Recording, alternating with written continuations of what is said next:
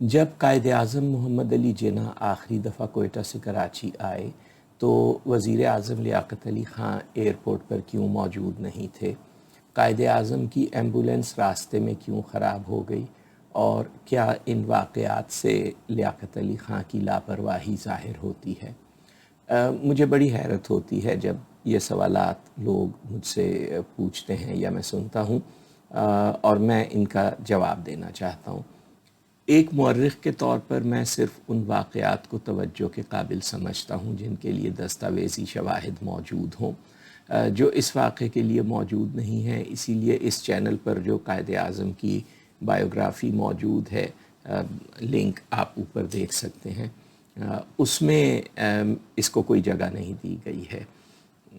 یہ واقعہ زیادہ تر ہم تک جس کتاب سے پہنچا ہے وہ فاطمہ جناح سے منسوب کتاب میرا بھائی ہے۔ اب وہ کتاب فاطمہ جناح نے لکھی یا کسی اور نے لکھ کر ان سے منسوب کر دی، اس کے بارے میں کسی علیحدہ ویڈیو میں بات کر سکتا ہوں۔ اگر آپ جاننا چاہتے ہوں تو کامنٹس میں نیچے بتا دیجئے گا۔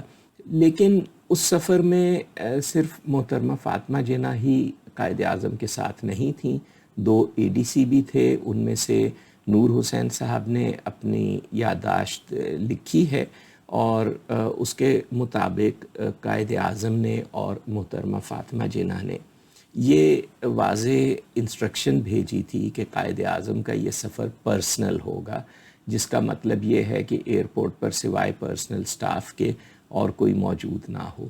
اس لیے لیاقت علی خان کا ایئرپورٹ پر نہ آنا قائد اعظم کے حکم کی تعمیل میں تھا۔ جہاں تک ایمبولینس کے خراب ہونے کا تعلق ہے، اس زمانے کی گاڑیاں ویسی نہیں ہوتی تھیں جیسی آج کل ہیں، اس لیے وہ کبھی کبھی خراب ہو جاتی تھیں، اور اس زمانے میں یہ کوئی بہت غیر معمولی بات نہیں تھی۔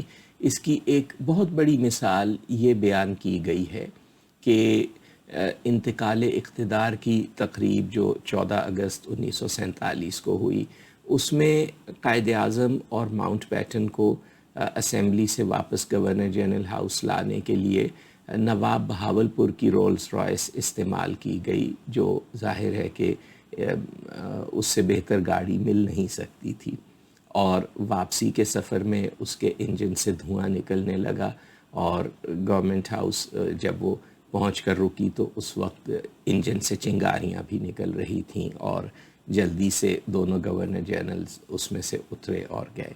تو یہ بیان کیا جاتا ہے۔ تو اس گاڑی سے بہتر تو کوئی نہیں ہو سکتی تھی اس زمانے میں۔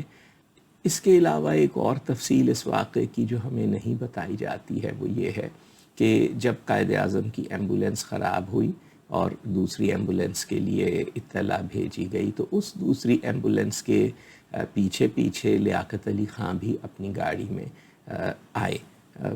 وہ اس وقت کیبنٹ کی کوئی اہم میٹنگ کر رہے تھے، جسے انہوں نے فوراً ختم کیا جب انہیں پتہ چلا کہ قائد اعظم کی ایمبولینس خراب ہو گئی ہے، اور پھر باقی رستہ گورنر جنرل ہاؤس تک جو تھا اس میں لیاقت علی خان قائد اعظم کی ایمبولینس کے پیچھے خود آ رہے تھے۔ اب ذرا ہمیں اس بات پر بھی غور کرنا چاہیے کہ قائد اعظم ہم سے کیا توقع کر سکتے تھے کہ اگر ہم یہ واقعہ سنیں تو کیا ہم اسے اپنی قوم کو احساس کمتری میں مبتلا کرنے کے لیے استعمال کریں۔ اس حوالے سے شاید یہ بات کافی دلچسپ ہو کہ جب زیارت میں قائد اعظم کا علاج ہو رہا تھا تو ان سے بہت کہا گیا کہ وہ ملک سے باہر جا کر علاج کروا لیں، ورنہ باہر سے کوئی ڈاکٹر منگوا لیں، لیکن انہوں نے اس لیے انکار کر دیا کہ پاکستان ایک نیا ملک تھا، بہت سے لوگ اسے ختم کرنے کے لیے منصوبے بنا رہے تھے، اور اگر قائد اعظم کی بیماری کی تفصیلات، اس کی مختلف سٹیجز کے بارے میں اطلاعات لیک ہو جاتی تو اس سے دشمن اپنے پلانز اس کے حساب سے بنا سکتا تھا۔ اس لیے انہوں نے اپنا علاج، نہ صرف یہ کہ وہ ملک سے باہر جا کر علاج کروانے سے انہوں نے انکار کر دیا، بلکہ باہر سے انہوں نے کوئی ڈاکٹر بھی بلوانے سے انکار کر دیا۔ یہ قائد اعظم کا ایثار تھا اپنی قوم کے لیے۔ کہ قوم کا سر بلند رہے.